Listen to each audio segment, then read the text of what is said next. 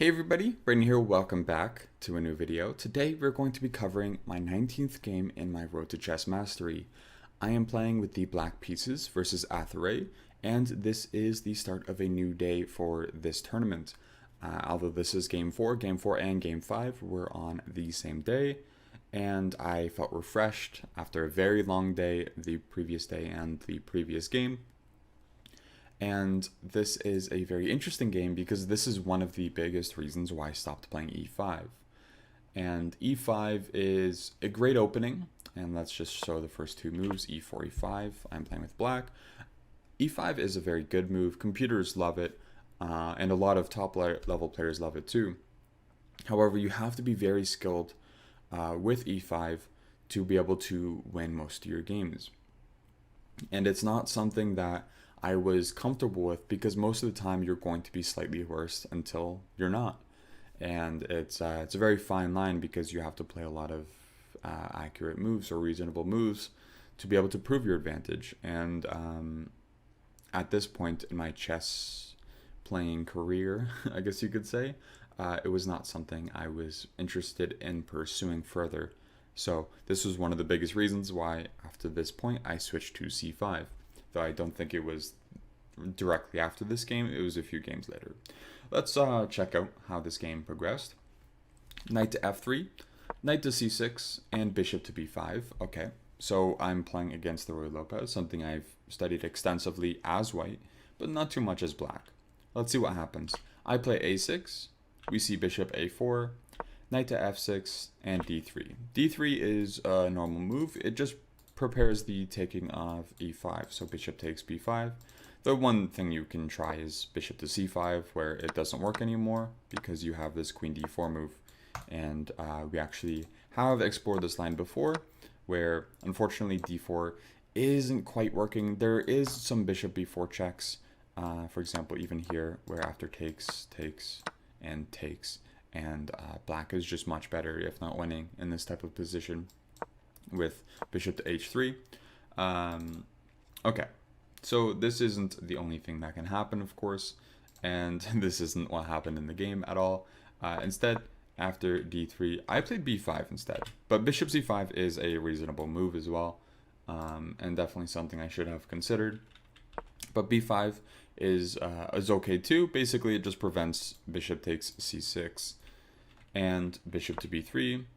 And I played a really weird move here. I should not have played d6. d6 is a normal move. It makes a lot of sense because it protects e5. Instead, I should have played bishop e7, but I know why I didn't. I was very scared of a certain move, and that was bishop to d5.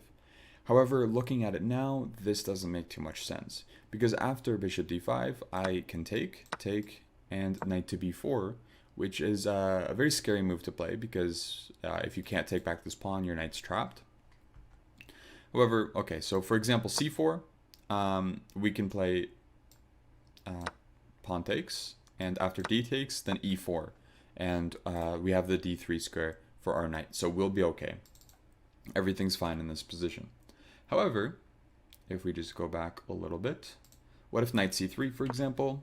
If knight c3, we do not worry about taking back immediately. Actually, we should even look, yeah, so knight c3, or c4, knight c3, bishop to b7, and knight takes e5. So we should not take back immediately because we fall into some stuff with knight takes f7 with queen f3, and this is quite good for white. However, instead we just delay taking by one move. We just go castles, and we'll pick the pawn up next move, and everything will be okay.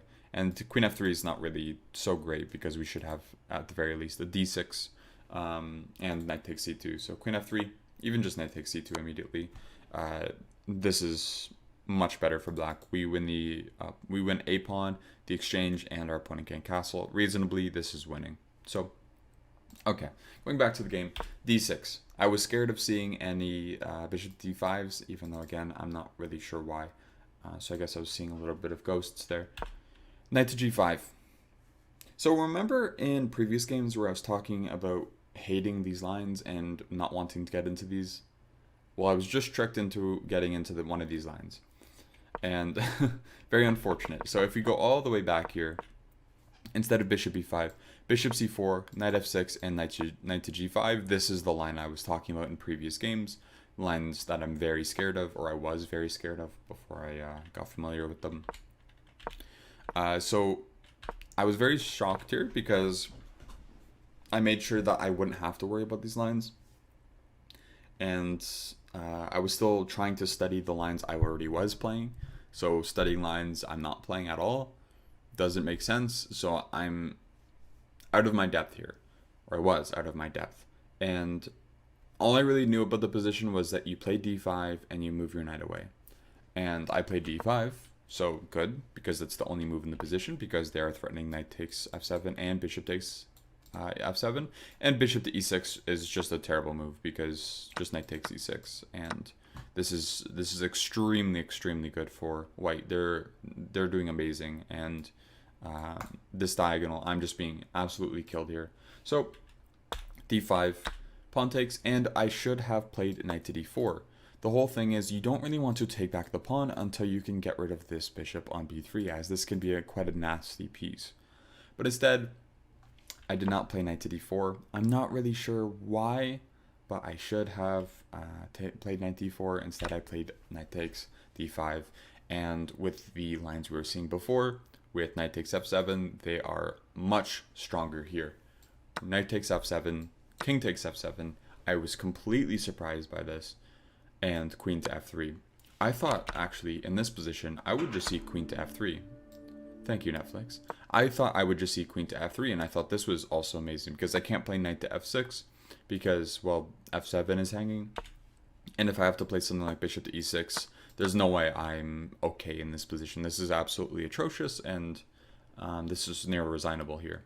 So, instead, after knight takes d5, knight takes f7, king takes f7, and queen to f3, I play king e6. It's the only reasonable try. If I just move back to e8 or e7 or something like this. Well, e7, we should be very cautious, because there should be some bishop to g5s in the area. And the whole point is, well, if I block, then there's also queen takes c6, attacking the rook. So there's just so many issues here. It's kind of insane. So, okay, king e6, trying to hold on to the piece, because if we can somehow manage to get our king out of dodge and hold the position, then hey, that's good, right? We are up a piece. However, our king's on e6. We're much worse in this position. There's no doubt about that. And we see c4. c4 is one of the best moves, though knight c3 is definitely a better try. The whole point is, for example, if knight to e7, then there is not bishop to g5, sorry. There's knight to e4. And after knight to e4, they're threatening things like knight to g5. And this is just one example here. So c6, defending the knight. c4, attacking the knight. b takes and d takes. Knight f6, knight to g5, and we lose the exchange here. This is pretty much losing, so we could resign in this position. In reality, queen a5, there's bishop to d2, so we don't get out of the fork. And they win back pretty much the entire rook, because it's not really too easy to even capture that knight at the end of the day. So they are just taking back the exchange, and they are up just a huge amount of material here, and they still get to castle and we don't. So not a happy position. Okay, king e6, c4, b takes c4. The whole idea behind this is if I move away immediately, then they can take with check and they win the knight. So I was thinking, hey, maybe if I just take on c4, I will have an okay position where I can just play knight e7, for example, and maybe it's okay. Maybe I can get out of this. Boy, was I wrong. b takes c4, d takes c4, and bishop to b4 check. This was actually a reasonable move because it does set up a trick, but I didn't see the trick in the game. I just played this because I was trying to get this piece out, because I wanted to also get my rook into the game. Because when you're behind so much in activity, the thing you need to do is activate your pieces. So this is exactly what I was trying to do. And my opponent fell for the trick. Now, I didn't know this was a thing in the game, but it turns out there's actually knight takes c3 in this position, as weird as it may be. And the whole point is, well, there's just a lot of weirdness going on here. And let's just say like queen takes c6 check, just queen d6. And you're really just forced to trade here, and it's really surprising because you're not even losing the knight, because if takes, bishop to d2, we take here. So we're not actually losing material in this position, surprisingly.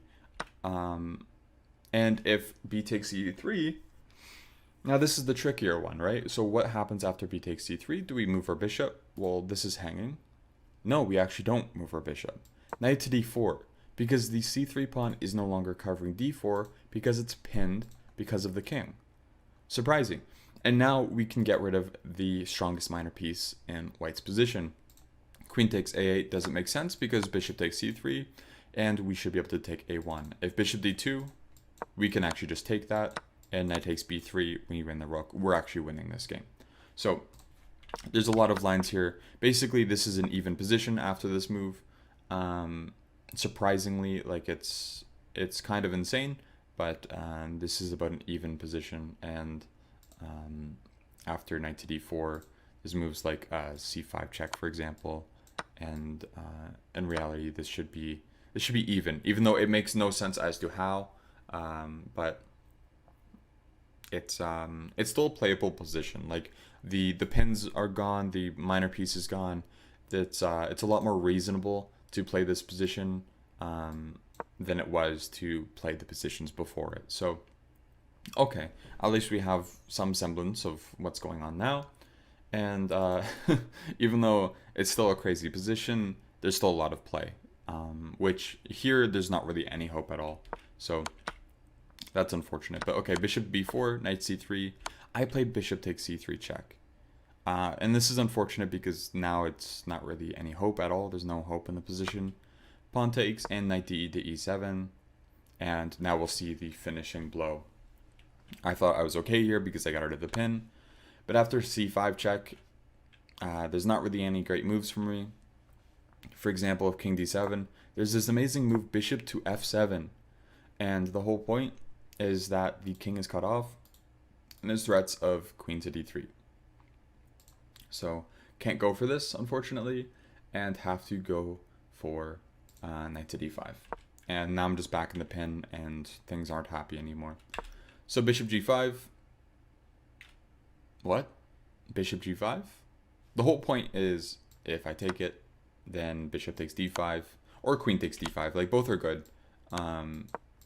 And you can take here, and this is just embarrassing.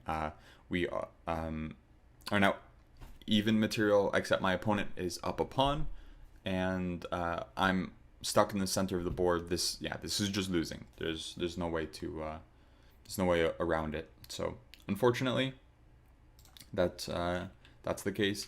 But I tried queen to d7, and after castles, adding more pieces into the game, threatening moves like c4, just winning the knight. I tried knight b4, just one last try.